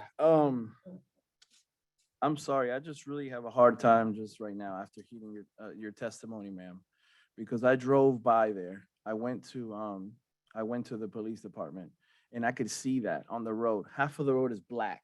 The other half is street color when all that trash comes in.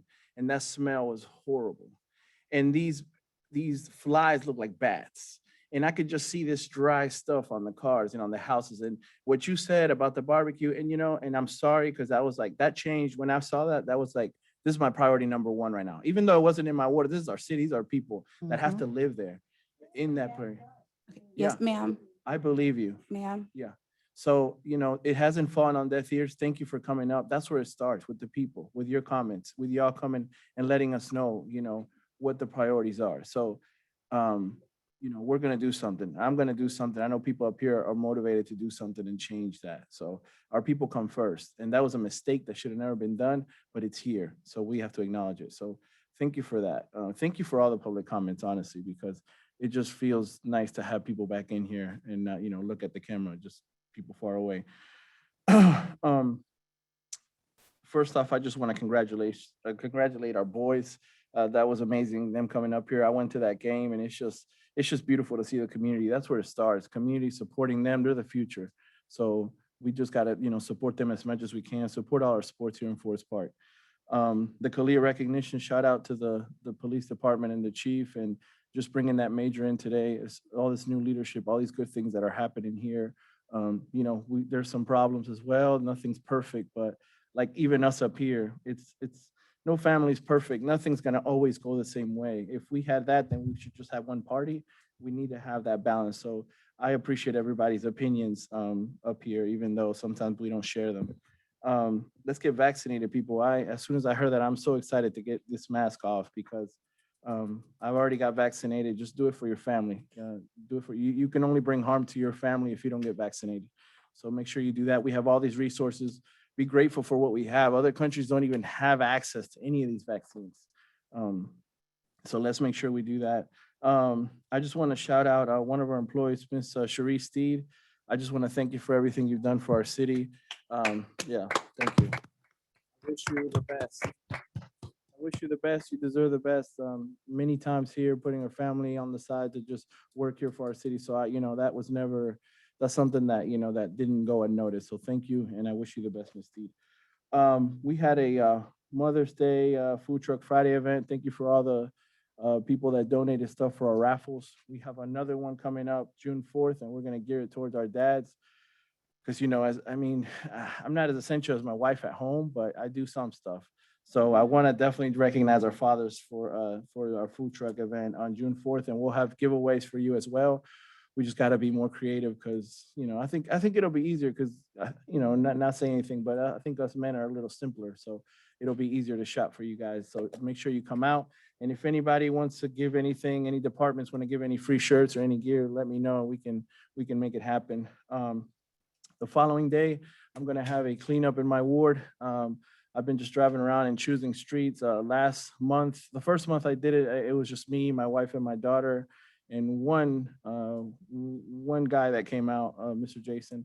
At this last month, I had a whole Boy Scouts troop, and we picked up like 10 times more than we did last time. And it was the same day as yours, Councilwoman James. So sorry, I wanted to go to yours, but I just didn't have the energy. So June 5th will be the next one. Just look out on our social media. We'll have it there. And this May 20th, we also have an educational event. We're going to have a motivational speaker and some free gifts for our youth. I really want to focus, hopefully this upcoming year, we establish a senior committee and a youth committee. We already kind of started the youth committee. I didn't want to start a senior committee because of COVID, but I look forward to doing that. That way we establish these things and you have a seat at the table and you can, hold us accountable. I don't mind being held accountable if it's something I can't see. I'm not perfect. So please, keep bringing these things up to us. As far as the decision that was made when we had the appeal, I unfortunately disagree with you, Councilwoman James, but I always appreciate your input as well. I really wasn't happy with what happened. We can't not be in something, then be in something. I think the duty is to the decision. The decision was made, and I don't want to make our employees feel like we don't care about them. We definitely do, but it's like you can't take this candy and me chop your head off. I think there's levels of getting onto somebody or things that can be done. So I didn't agree with that, but we're going to be doing something about it. So just know that we haven't quit on that. And with that being said, thank you everybody for coming out. And I need to come up with a catchphrase, man. We appreciate you, and I hope to see you at any of our events, and feel free to reach out for anything. Councilwoman Wells? I'd like to piggyback off what Councilman Gutierrez said. Thank you guys so much for coming out, being here at our meeting. Congratulations to our baseball team, Coach Josh and the other coaches, and also congratulations to Sanaya Fagan. I'm so proud of her. And normally, I've kind of gotten better to not respond to negativity.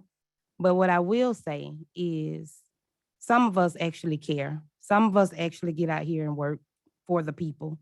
So we're not just sitting and doing nothing. And just because we don't get along how certain people want us to get along doesn't mean we're not handling business. So just because we're not handling business how you want us to handle it, or you want us to handle it, doesn't mean things aren't getting done. And no, we're not here to be friends. We're here to do a job. We're here to get things done. We're here to move the city forward. And so if you're not here for that reason, then you shouldn't be here.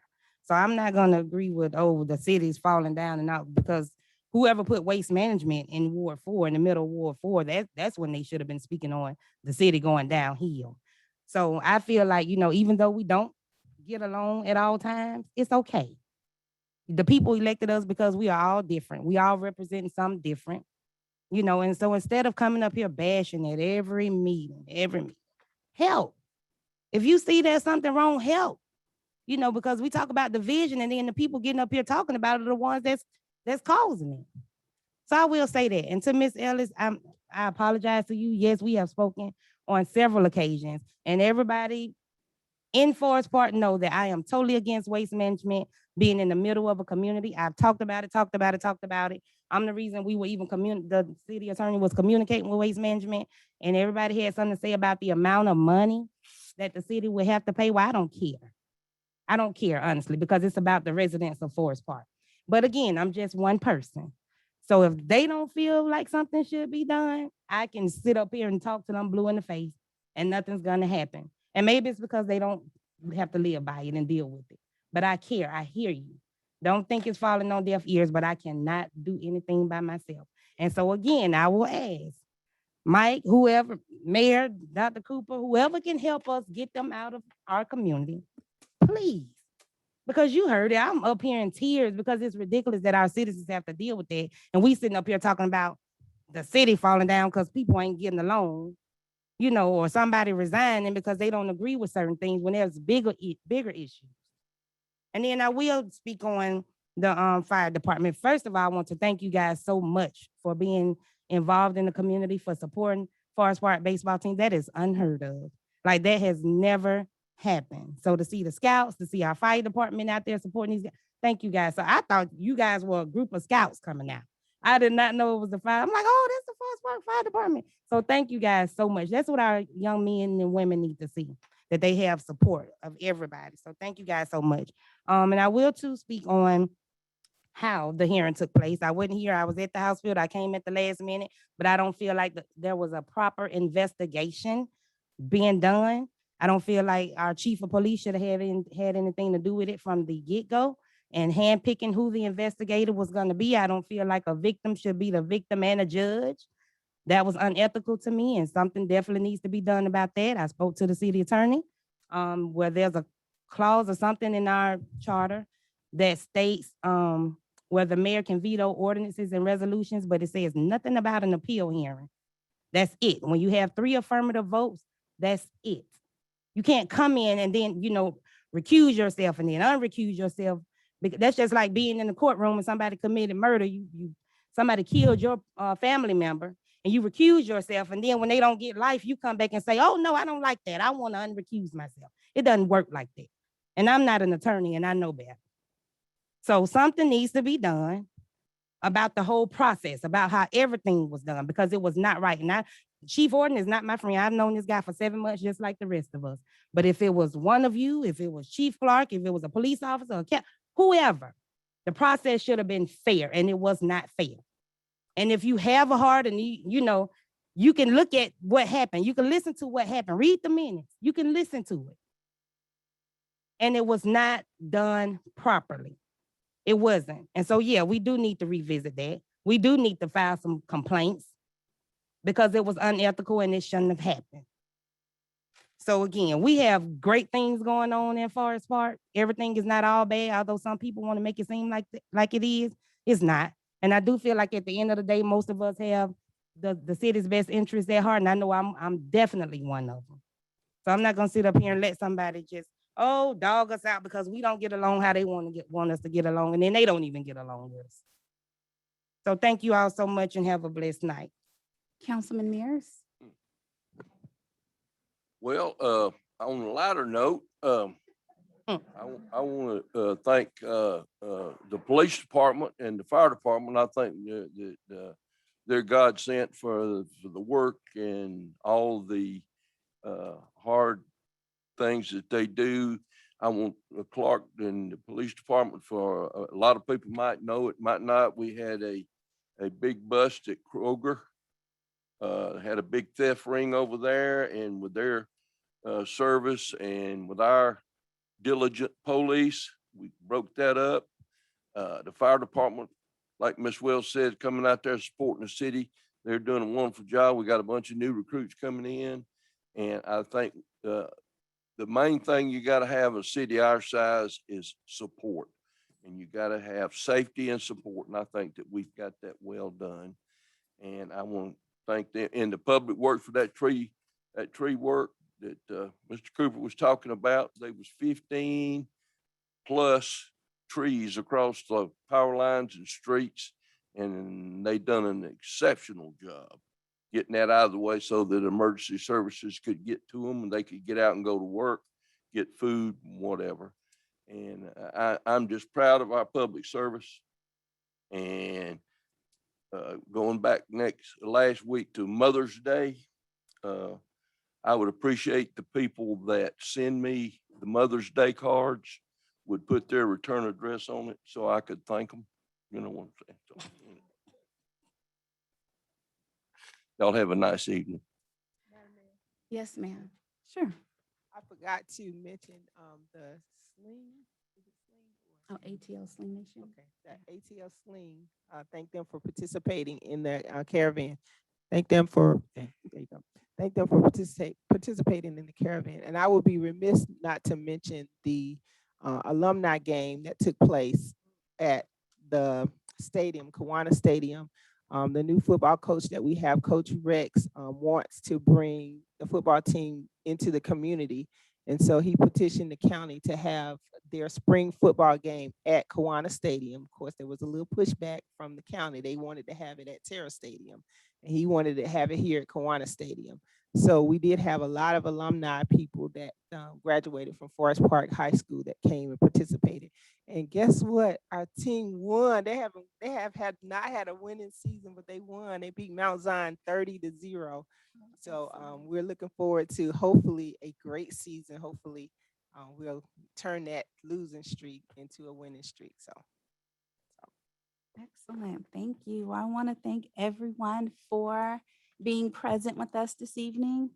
And, one of the principles that I truly cherish about our great Constitution, it's one of the principles that set us aside from other countries around the world, and it's our First Amendment.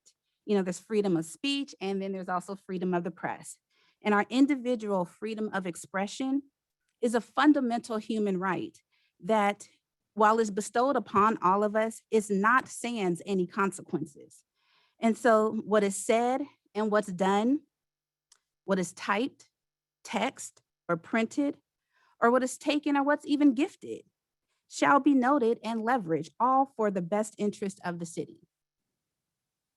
Now, is there a motion to recess and go into executive session for personnel, litigation, or real estate matters? So moved.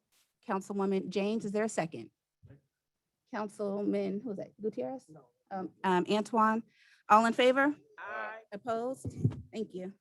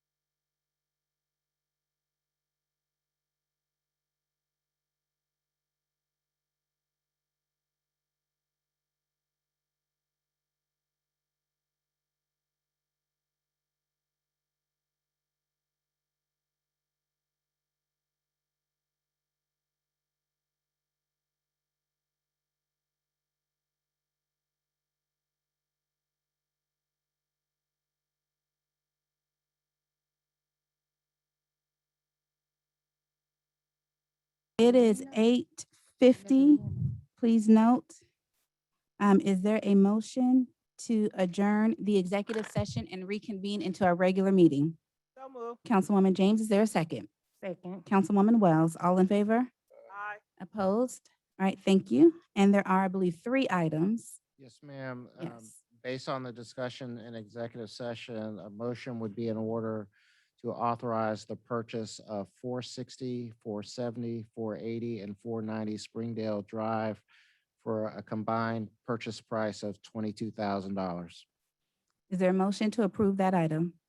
So move. That was Councilwoman James. Is there a second? Second. Councilwoman Wells, any further discussion? Councilwoman James? Yes. Councilman Antoine? Councilman Gutierrez? Yes. Councilwoman Wells and Councilman Mears. Yes. Item 2. Based on the discussion in executive session, a motion would be in order to retain the law firm of Parker Poe for certain real estate services.